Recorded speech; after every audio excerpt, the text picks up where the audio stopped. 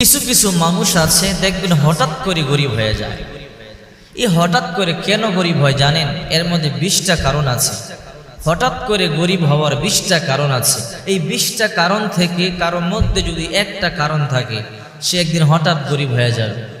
কিছু কিছু মানুষ দেখবেন ভালো ব্যবসা করে, ভালো চাকরি করে, একেবারে সচ্ছল, কিন্তু এমন একটা সময় এসে একেবারে হাত পা ভেঙে পড়ে যায়, একেবারে হঠাৎ করে গরিব হয়ে যায়। এর কারণ হলো এই 20টা কারণ থেকে একটা কারণ তার মধ্যে আছে, এই জন্যে তার এই অবস্থা। যদি আপনার মধ্যে এই 20টা কারণ থেকে, 20টা নিশানা থেকে একটা থেকে থাকে, একদিন আপনিও ফকির হয়ে যাবেন।